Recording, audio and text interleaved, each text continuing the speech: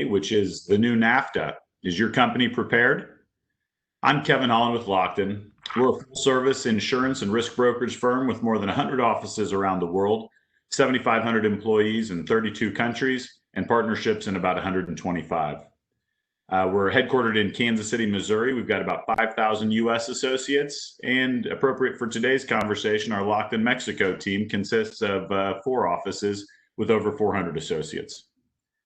Today's conversation is the fourth in a series of discussions focused on financial and supply chain tools that may help companies make it through this unusual time. We've discussed some non-banking supply chain and accounts receivable finance solutions, the U.S. supply chain pivot away from China, some trade credit solutions, and today we dive into the new NAFTA, USMCA. As some housekeeping, the attendees in this webinar are muted, but I will ask for your participation and any questions and answers that you may have along the way. Feel free to type those into the Q&A section. And Ms. Mallory Ball of Lockton is with us today. If you've got any technical issues, type those into the Q&A and she'll be able to help you out. But for our presentation today and our conversation really, we have Mr. Adam Hill of Scarborough Group and Mr. Dan Utso of Dickinson Wright. Adam is the president and COO for the Scarborough Group of companies, a full-service international and domestic transportation provider, and a U.S. and Mexican customs broker. Adam's a licensed customs broker, a certified customs specialist, and a certified export specialist. His expertise is in the area of international trade compliance with a specific interest in U.S., Mexican, and Canadian customs regs. Adam supports customers in the area of supply chain optimization, duty avoidance, and recovery strategies in global trade management. Dan Utso is an international trade and customs lawyer who specializes in Canada, U.S. matters. In addition to his legal practice, Dan has responsibility for coordinating the firm's innovative Canada-U.S. platform, where he collaborates with more than 475 Dickinson Wright attorneys who regularly assist businesses that have cross-border issues such as customs and compliance, corporate structuring, M&A, tax, business immigration, intellectual property protection, and financial incentives. Dan also provides public policy counsel to government officials and corporate leaders in areas of regulatory cooperation, border security, economic development, labor mobility, corporate social responsibility, and public-private partnerships. Dan and Adam, thanks to you both so much for joining today. We want to keep this conversational, so I'll kick it off with Dan. Dan, USMCA is supposed to start July 1. Is that really going to happen? And where are we in the process of rolling this out? Oh, great. And thanks, Kevin, for the introduction and for organizing this and for the great work that you do at Lockton. It's great to be here with Adam Hill, who we work very closely with at Scarborough, and the great work that he does on behalf of our clients that are moving goods and services throughout North America. Our view is that Dickinson Wright's a firm that was headquartered in Detroit back in the 1870s. As you heard, we're one of the few law firms with offices in Canada that are actually a little older, 1860s. And so we've been doing Canada-U.S. since the 1860s, 1870s, helping companies go into Mexico since the 1960s, 1970s. I've been involved in the USMCA starting back when we launched the negotiations, testified in front of Congress and USTR and Canadian Parliament and everybody else, and I can't believe it's here because July 1st is the date, to answer your question. July 1st will be the in-force date for USMCA. All of the clocks start ticking at that point. We'll talk more about the mechanics, I think, in this discussion, but that's very important for companies that, for example, use the NAFTA Certificate of Origin, the Form 434, the security blanket, as many companies have. Those are no good after June 30th, 11/59/59. And so the work that, I know Adam's been swamped with these requests, I've been swamped. The good news is U.S. Customs and Border Protection did put out interim implementing instructions. U.S. CBP is doing a great job, frankly, in getting the trade community up to speed on where they are. They put out some instructions back in April before a lot of the homework had been done. They just updated those a couple of days ago, so the timing of this webinar it couldn't be better for the folks on the line. And CBP has confirmed, which we have known for a while, that there will be what's called a phase 1 period for the first 6 months. So between July 1 and Jan 1 of next year, there's going to be, we loosely call it informed compliance. They're calling it phase 1, which is you still need to show up at the border with all of the requirements. You need to be in compliance with USMCA, but they're not going to be putting on fines and things of that nature unless you're just grossly negligent or intentional misconduct, those types of things, fraud. But there is going to be a phase-in of this. But I just caution companies that I think that's being misreported a little bit in the media and some of the trade mags that, well, we're delaying this for another 6 months. That's not what's happening. That's not what is happening. What is happening is you'll get a slap on the wrist. You may get a nasty letter, but nobody's going to come fine. We don't expect any major customs audits during that 6-month window. But, and for the auto industry in particular, there have been significant changes to the auto rules. And there are some new requirements that companies that need certifications, for example, on labor value content, steel and aluminum, that paperwork will not be required until December 30th. So there is going to be a phase-in, but for most everyday companies, you're going to need to be ready for USMCA by July 1. But if you're making kind of minor errors, you're going to be fine. You'll have the opportunity to maybe retake the test, but you still got to show up on exam day ready and prepared. So that's where we are in terms of timing. There's some other dates and issues. There's a few things we're still waiting for. This gets kind of in the reeds, but for those of you that are used to using the harmonized tariff system of the United States, the HTSUS, General Note 11 will have all the new requirements for USMCA. General Note 12 had the NAFTA. We're still waiting for that to be issued, but that'll largely incorporate the agreement that's already been published and publicly available.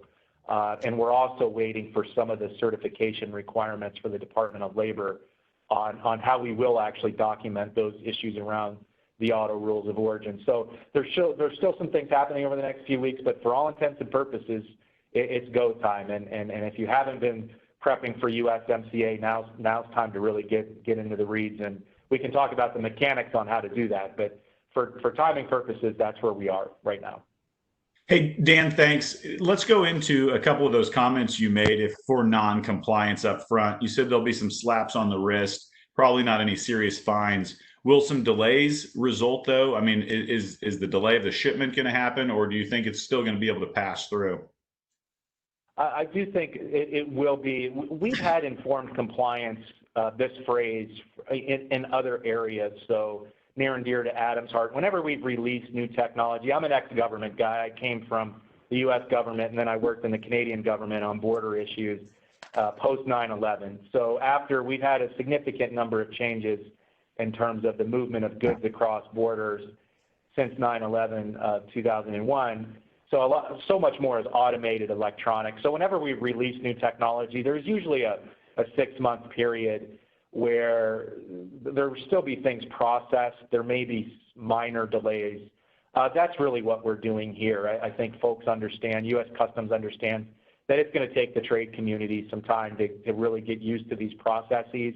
But I do think things will slow down a bit as there will need to be, particularly for priority areas. You know, we'll talk about some of the red flags this morning, but, and you mentioned in past series, as much as USMCA is about the United States, Canada, and Mexico, a significant part of these negotiations were about China.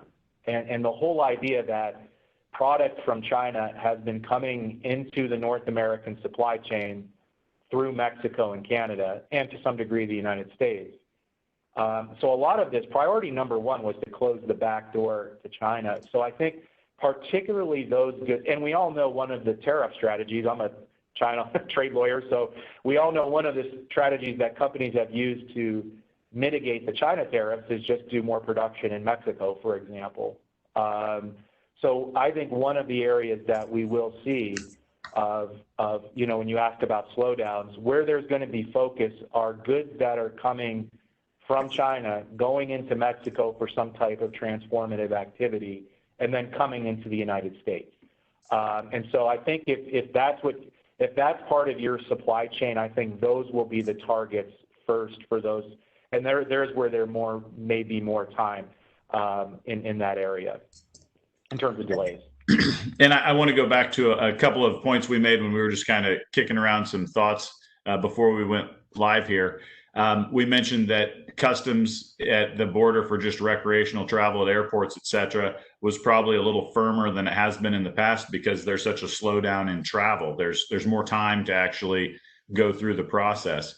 Is that going to apply to this as well? Absolutely, absolutely. I mean, obviously we have the border, the land borders, for all intents and purposes, are closed except for business travel. We haven't seen, or essential business.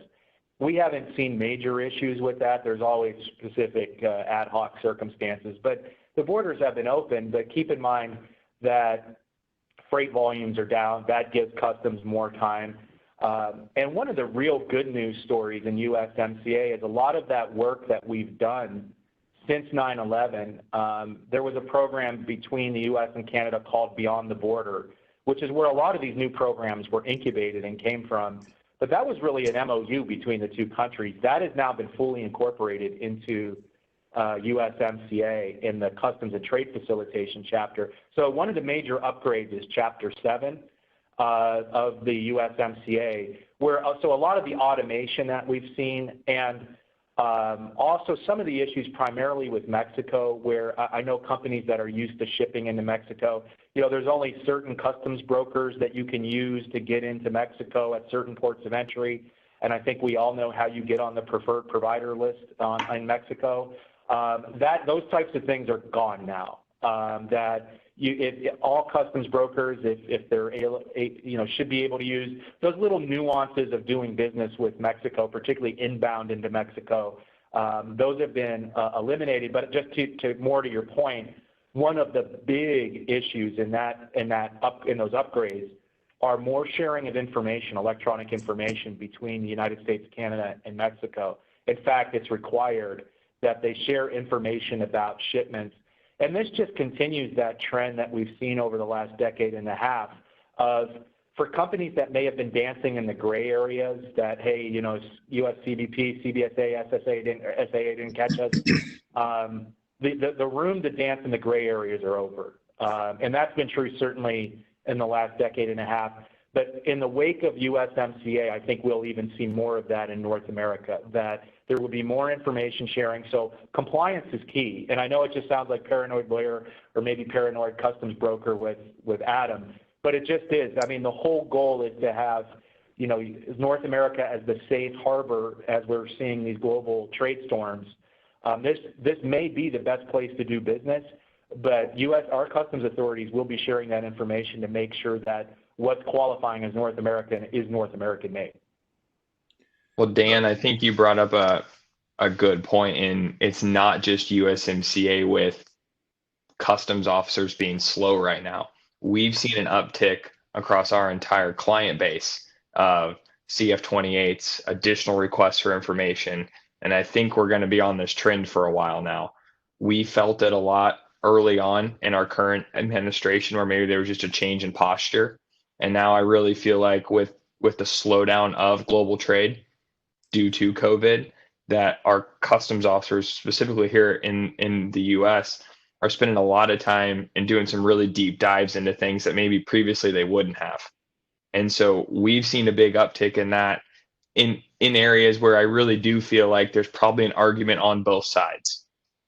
Kind of that gray area that you bring up. And so for us, it's talking to our clients and making sure we're clean up front now.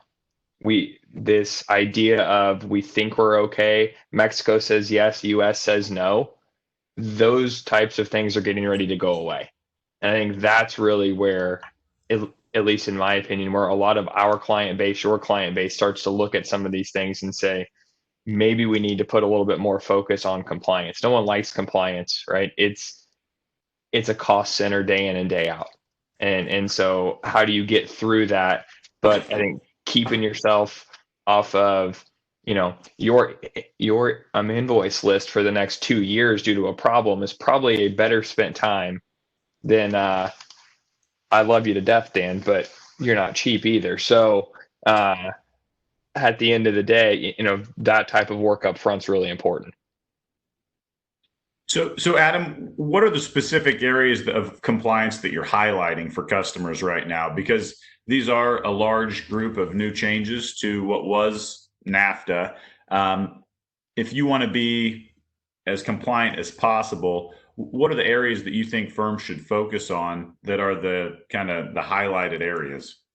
Well, we were kind of touching on this before we went live this morning, and one of the big ones is, we had a lot of clients unbeknownst to us because maybe we didn't handle their exports that were just issuing blanket NAFTA certifications as part of their day-to-day process. Well, first off, that's just a bad idea in general. But as USMCA comes up, it gives us a good chance to look at what our current process is and figure out where are the gaps and how do we change it moving forward. So once we kind of get over that, we're just going to certify everything hump, which we've gotten a lot of feedback on, is then we start to say, what do these products look like as they're leaving the country? And we start to dial in and start to help them walk through what does it look like to actually qualify something. And the farther we get into what does it look like to qualify something, the more deer in headlights looks we start to get. And people start to get a little concerned that maybe they weren't doing it right in the old regime, and now it's going to be even tighter in the new regime, and there's a little bit more nervous headed into this next 6 months. Now, granted, as Dan said, we have the 6-month informed compliance period, but I'm a firm believer that if you get yourself in enough trouble in this first 6 months, I can assure you once this informed compliance period is over, they know whose door they're knocking on after that's done. That's the name of the game there. And so for us, it's making sure that people understand what this certification process looks like, that multiple people can certify, which is a little bit different than what we had with NAFTA. And that certification process, you need to know and you need to have the records. I mean, they've even talked about record retention now, which is much different than record retention in the old NAFTA. Record retention in the old NAFTA, keep the form for 5 years. Done. Record retention in new USMCA walks through a laundry list of backup that's needed as well for how did you come to this certification requirement. So let's back up a second. The blanket NAFTA certs probably shouldn't have existed, but some folks used them. This new form, talk to us a little bit about it. I mean, what are some of the primary differences that folks are going to see? Well, I think the big thing is there is no form now. And so with the advent of ACE in the US, we've already seen Canada and Mexico go to these, what they're calling single window type systems, is that data is replacing form. And so now it's all about what data can you provide, not what's the form look like that you provided on. So to me, it's really a double-edged sword. The nice part about having a form is everyone has the same form. It looks the same, right? And everyone is at least somewhat calm about that idea. The downside of that form is there would be times you would get things held up simply because the form was filled out incorrectly, not because the data was wrong or the NAFTA qualification was incorrect. It's just because you made a mistake completing the form. So getting out of that idea of a form at the end of the day is a win. But now it's all about data. So we've put together a sample form that we've provided out to folks simply because we've been getting asked so much. And we've even heard that customs may be coming out with one for the same reason, not an official CBP form, but something that's more of a guideline that says if you want to use one and you want something to look like a specific way, here's something you may want to use. Because all customs has really done is laid out the 9 data elements that are required on a certification. And that certification, and I think we had a question come in earlier, now that it's not the form, how do you get that information out? And one of the ways that we can even get that information out is on the commercial invoice itself. To me, that starts to get a really busy commercial invoice and maybe a lot of rework and IT work in your current ERP systems. So we're not really advising that, maybe on kind of a one-time scenario, but how are you getting this data signed and sent out to somebody. So for us, we've provided the sample form just to keep everybody kind of on the same page. And then make sure, we've seen a lot of samples floating around. A lot of people have just taken the old NAFTA form, taken off the word NAFTA, added USMCA, and said, here, just complete this. The problem with that is there's additional information required on that A, you don't need any longer. And then there's information missing from that NAFTA form that you need on the USMCA form. So just taking that old form and converting it to a new one, that doesn't work. So hold on for just a second, Adam. That's really good guidance. Dan, do we have any visibility into the way that the U.S. government's training the customs officials? Do we have any insight into what they're telling them to look for, or do they have guidance? Yeah, that's a great question, actually. Customs has been doing their own training programs for about the last couple of months. In fact, they've been putting people through some rigorous training. I do note that USCBP has stood up a USMCA Center of Excellence. And they've done it, as I said, they've done a great job of, there's kind of a template PowerPoint that they use. They're doing calls with industry. Adam and I join those calls so you all don't have to, because frankly, they're pretty painful when you get into the kind of the nerdy world of customs compliance and trade lawyers asking questions, which can take forever. But they are training. I think, just to Adam's point, I've worked with probably hundreds of companies now in the last 18 months to get ready for USMCA. And we always start, the starting point for your discussion should not be, how do I fill out the new certification of origin? And that's a nuance, because there is no certificate of origin, as Adam said. It's a certification of origin. The whole point, the original process was designed that if I manufactured something or I exported something, I know what's in it, so I would then look at the NAFTA rules, and then I would issue this form and everybody was going to use the same form. As Adam indicated, what happened over the last 20 odd years, almost 30, is the form became the certificate, became the security blanket, right? And companies would just, up throughout the supply chain, people would just call down to their suppliers and say, hey, I need a NAFTA certificate of origin.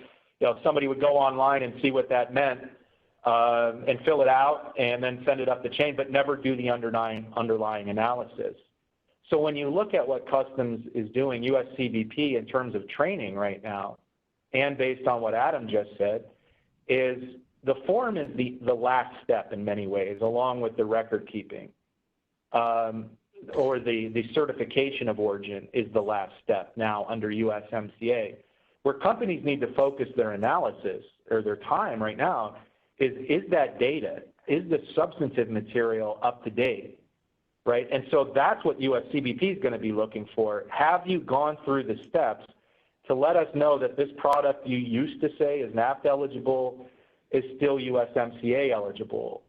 And I think that's where I've been somewhat disappointed, candidly, by the reaction to the elimination of the certificate of origin, because everybody's just flipped out about it. We did that as we asked for that in the negotiations for the very reason Adam mentioned. People would just make a minor mistake and then we have to start from scratch, or maybe they changed the formula a little bit that didn't really have any substantive problem. And this, certification just became all about a form and not really what was in the materials. What every company needs to do right now is say, are these products how was I using NAFTA before? And now that we have USMCA, take a look at my product. Look at the new rules in USMCA and say, do they match? The overwhelming majority of companies will be pleasantly surprised. The overwhelming majority. Where the changes are coming from are really if you're bringing in goods, particularly from China, and folks in the automotive sector and the textile sector. Those are where the major changes are coming into, and I would also throw into their innovative technologies. So there are things like electric vehicle, lithium-ion batteries, things like that. And keep in mind, the overarching goal of the U.S. in these negotiations, and to a large extent Canada as well as Mexico, was to get as much production from overseas as we can. We want to make sure that we can still use countries around the world for low-value production, but if it's kind of in the innovative space, or if it's something that theoretically could be made here, then we're going to bring that. We're going to incentivize folks to bring that production here. But if you're in autos, textiles, anything coming in from places like China or its proxies or innovation, but there's really great news for chemicals, polymers, some electronics, right? So that is time, going back to the earlier point, it's time well spent in prepping for USMCA to make sure you were doing it right before. I cannot tell you, I cannot think of an example of the hundreds of companies we've been working with where when we said, show us your NAFTA certificates of origin, that's the best evidence of how you were using NAFTA before, and there were not mistakes in those certificates of origin, where people were like, we'd say, where'd you get that? We're bringing in brakes, wire harnesses, and something else from Mexico. Well, what are in those? Oh, we don't know. We got a certificate of origin. Well, you can't do that anymore. You need to know exactly what you're importing. So I cannot think of one example where somebody's come through with, here's how we're using NAFTA today, and we say, oh, that's good. Every single company will have to tweak. Some will have to transition, and a smaller number are going to have to transform their supply chain. But everybody's going to have to tweak a bit what they're doing. Thanks, Dan. That's great commentary. I've got a couple of questions coming out of there, but maybe the immediate one, Adam, when you look at having to dig a little bit deeper in the supply chain, what's the lag time on something like that? Are the overseas suppliers aware of these changes? If our importers here or exporters here go to the other source of the input, are they going to be aware of these changes, and are they amenable to cooperating? I mean, yes and no. So where this gets interesting, if we just keep this tied into USMCA, right, is that there are certain items that even within USMCA, depending on US, so let's say we're importing to Mexico, something that's made in Canada may have a different treatment than something that's made in the US as it comes in to Mexico. Now these are few and far between, but there are some interesting pieces of that just in general.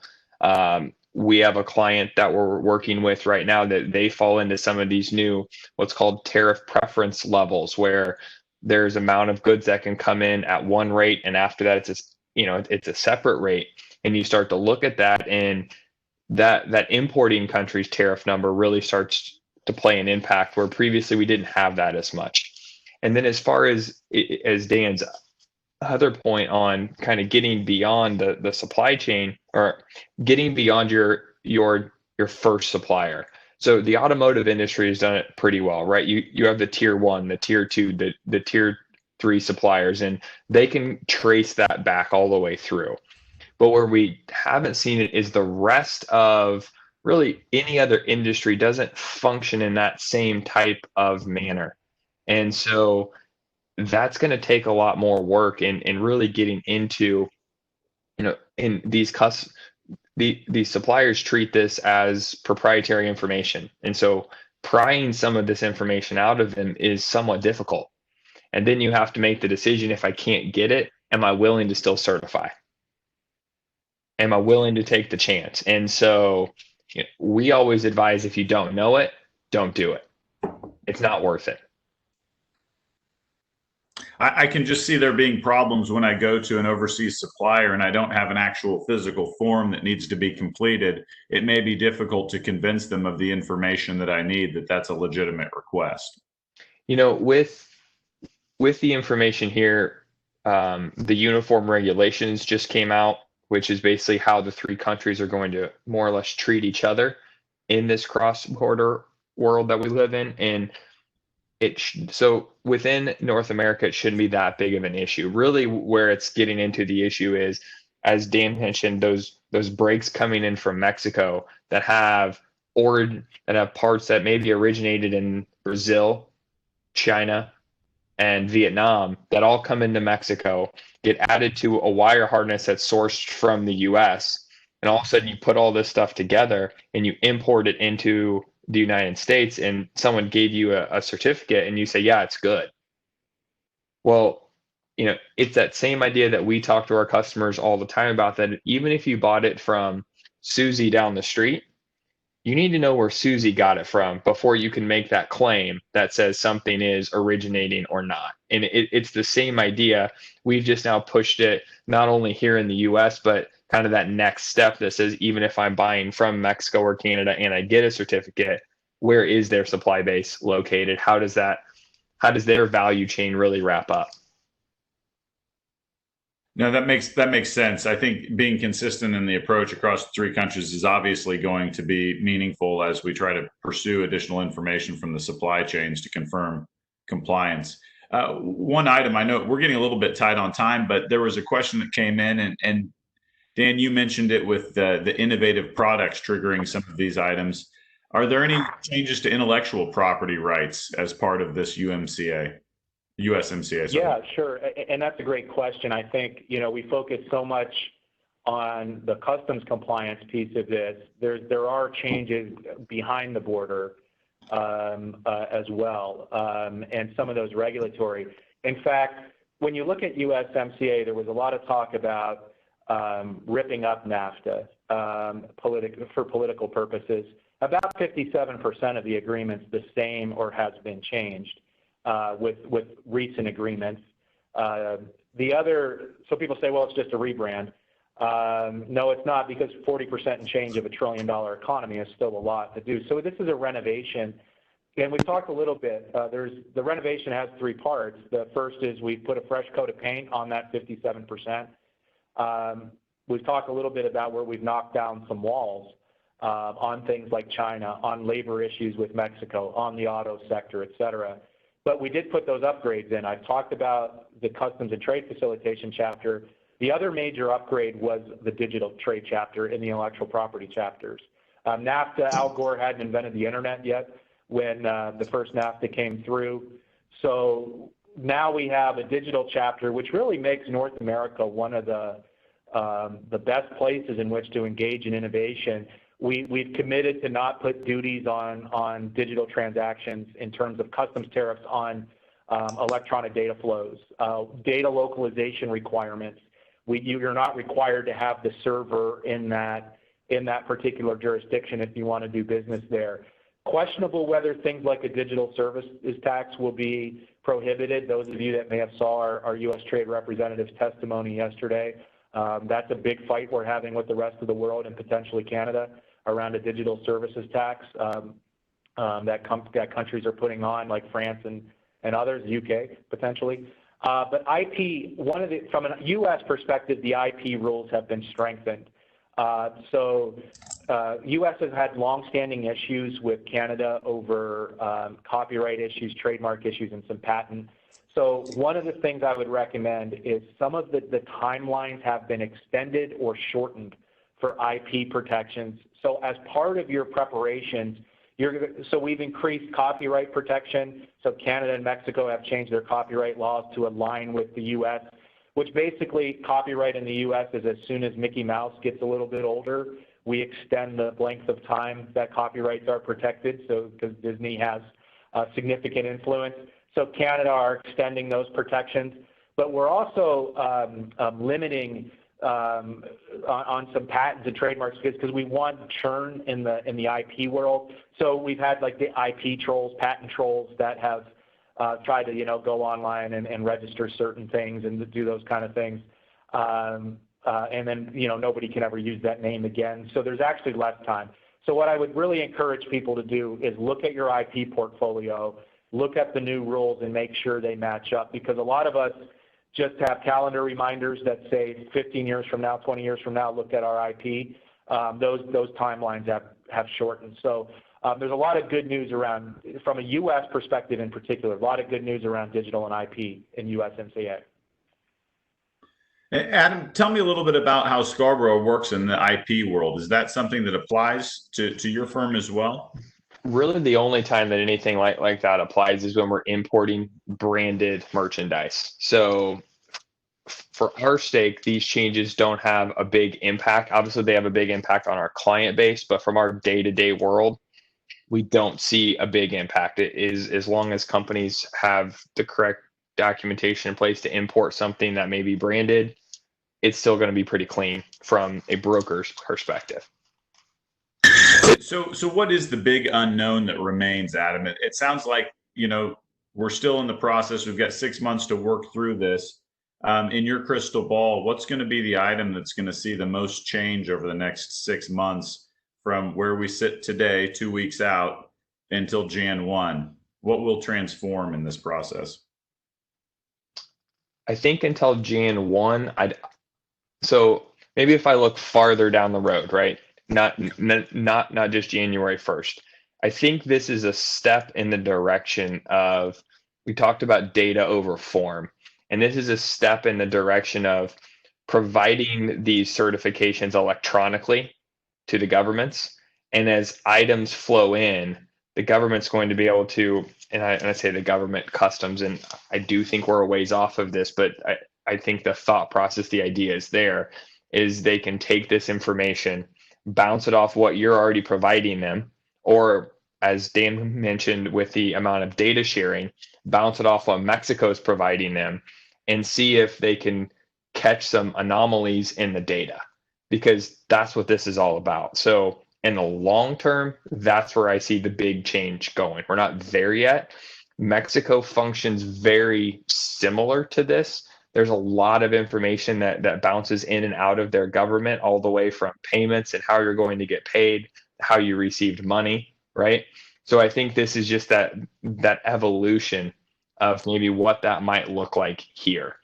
In the next 6 months, really the big change is, I think after July 1, my gut tells me that most folks are going to just take this as a free 6-month ride. And I think that's wrong. But I think that's what a lot of them are looking for. And so my job in this, Dan's job in this, is to kind of help push this forward to say, so the biggest change that needs to happen is that our importing and exporting public, right, the trade needs to take this seriously and needs to start to get their act in gear now. So I don't know if we're going to see a big change from a day-to-day workflow. It's more of a change in the mindset that we need to have overall. This is here and we need to get ready for it. No, that's fair. Dan, how about you? What sort of longer term transitions do you see or the evolution of USMCA over the next 6 months? And then Adam, thanks for bringing up the longer term. I think that's the big picture. What's your vision, Dan? Yeah, I would concur entirely on the next 6 months. I just really encourage companies to not treat this as a free pass. You do have some breathing space now to spend the time, so you don't have to do it in 3 days or a couple of weeks now, but you need to get ahead of that process for all the reasons that were just mentioned. But I think what we are going to see is a transformation potentially in global supply chains. And this isn't about politics. I don't care if you love the president or hate the president. Very few people are in between, I think. But that this is about, we globalized in a way, supply chains ran to China in a way that was not predicted, or maybe some people predicted. I don't want to get into all of that, but this is about, we're fine with low-cost production being done around the world, but this idea that you're going to bring unfinished products into North America that are 80% finished, 85%, and do the last 15% here are over. The more that we've worked with some of the nuances in USMCA, I have to say, I'm not necessarily saying I agree with the overall strategy, but if that is your objective, is to bring as much back as you can, the rules of origin are masterful. And there are small nuances that you'll see. I think if you look in some areas, and this is where a lot of the media commentary where this is just a rebrand is a misstatement. Clearly automotive, major changes. Textiles, major changes. But when you go into specific pieces and parts, This is all done by HS code. So your harmonized tariff code that is atoms in my world. Most of us don't know when an Amazon product shows up at our front step what the H code is, right? We don't know what it is, right? Some of us know what a UPC code is because we self-checkout now. We have to enter 4011 for bananas or whatever. But that customs classification, that's how USMCA is organized. So you need to know what your HS code is, and then go look in the USMCA into Chapter 4. There's an annex there, 4B, that gives very specific rules in Annex 4B as to how this qualifies under USMCA. And there are real small nuances in there in what's been done. Some are major, like autos, textiles. Some are small nuances that are going to give a lot of benefit. But others are going to say, you know what, where you used to be able to bring in a part of a bearing and then do the last 15% of the activity here, that's not happening anymore. We don't mind if you bring in the components, the powdered metals and things that you need, but you're going to do that manufacturing in North America. And I think if that works over time, that you could actually see North America become a production hub. Also, I will say the labor changes in Mexico, not just the labor value content in autos, which is the 16-hour rules, but Mexico was already implementing new rules domestically on unionization and other types of things. The next 3 to 5 years, if this works, will change labor management relations in Mexico. But for COVID, AFL-CIO would be down in Mexico right now organizing plants. They've brought on entire staff of people to do that based on these labor changes. So I think you're going to see two major changes. One, and on China, not only because of tariffs, but because of USMCA, but also labor issues in Mexico are going to be huge. So I think that for people that are sitting back and planning supply chains, you have to take that into consideration. The downside of that, just final point, is if it doesn't work, people may say, well, we're not doing that in North America. We're looking at Vietnam. We're looking at other low-cost production places around the world. Why go through this? And I think that's why it's very important for North America to have those efficiency standpoints, you know, things like efficiently moving goods, digital, IP, those kind of things. So there's a Trumpian bargain here, which is the business community is getting a fresh coat of paint. We're getting these upgrades, but in exchange for that, we have to accept those changes in automotive, textiles, China, and labor issues in Mexico. And that, I think the jury's still out, but there will be changes. There's no way you can do anything this significant and not have changes for business. And I think a lot of it's been kind of laissez-faire right now based on everything else. But this is a major change in our economy coming in just a couple of weeks. It's great words. Adam, close us out. We've got about 90 seconds left. If you could take about 30, 45 seconds and round out today's conversation, that'd be fantastic.